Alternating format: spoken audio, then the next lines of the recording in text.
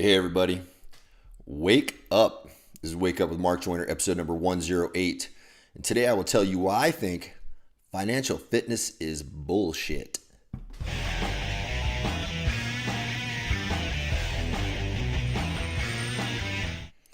All right, I just got done with my morning routine, feeling good. But I got to make this one a quick one because I got to jump on to a very important meeting here in a couple of minutes.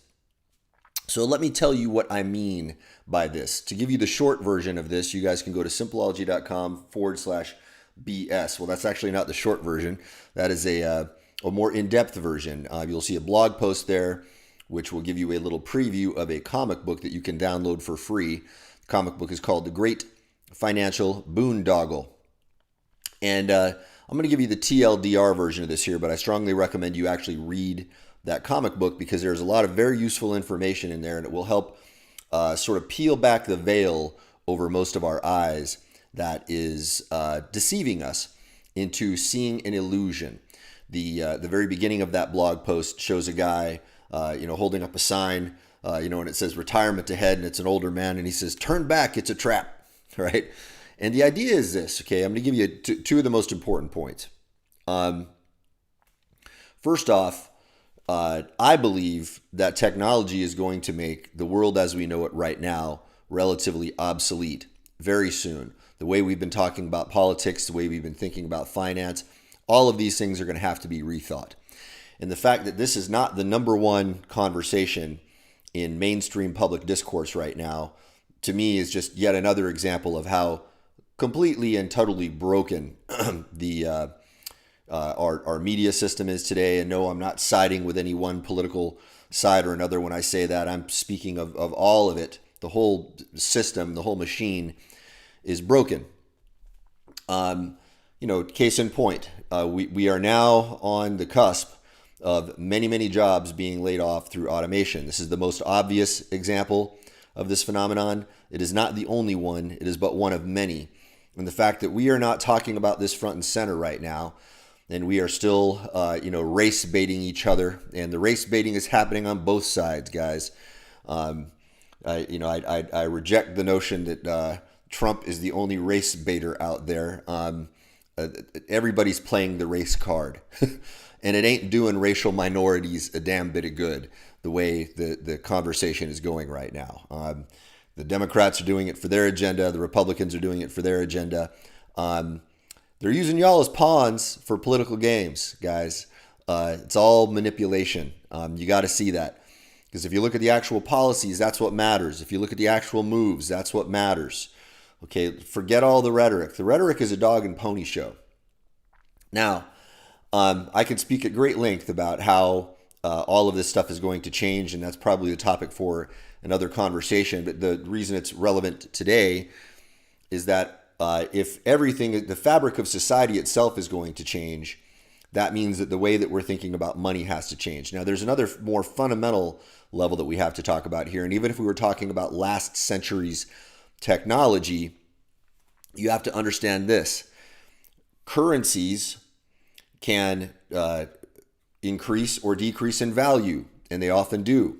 Ask anybody who owned some Iraqi dinar before the Iraq War. All right, you could have been a billionaire in Iraqi dinar, and then everything would have been worth nothing. Ask the folks who lived in Cuba before the Cuban Revolution, before Castro and Guevara came in and took things over in the rather bloody way that they did. Some believe that it was just. That's a whole other argument. Doesn't matter. The point for the sake of our conversation right now is that if you were a billionaire in Cuba, all of your assets could have just vanished into thin air. Think about that, okay? Now, another thing is there's this thing in the United States, and I believe in all countries. I don't know of any country that does not have this rule. In the United States, we call it eminent domain. If the military believes that they need your house to house soldiers, this dates back to the Civil War. Civil War soldiers could come to a house and say, "Hey, we need a place to bed down for the night." You could not refuse them. It was the law of the land. Well, now In the United States, if they declare eminent domain, they can seize your assets. If Trump wanted to, he could declare eminent domain where he wants to, build his famous wall and seize that land. It is within the rights of the government to do that. So if your money is not actually as solid as you think it is, if your assets can be seized from you at any point in time, what's left? What should you be focusing on? That is the topic of that comic book, which I strongly recommend everyone read. You should have your children read it. You should everybody you know read it, because it tells you the real truth about what's going on and how you need to prioritize things. Because the way we're prioritizing things right now is making us sick and broken. Okay? And in fact, if you're prioritizing your finances over your health, for example, if you're thinking, well, I can sacrifice my body right now because I'm making a lot of money, man, you are making a grave mistake. Think about it. Okay, there's a lot more to it. I strongly recommend that everybody read that comic book. I think that's all I want to say about that for today. Maybe tomorrow we can get into this in more depth. I would love to hear your comments about this after you read the comic book, because I believe it is probably going to tell you some things that you may or may not know, or you may or may not have realized how important they are. And it hopefully will get you to shift priorities in your mind. Now, the last thing I want to say about this is am I recommending to you insolvency? No, of course not. Amass wealth, okay?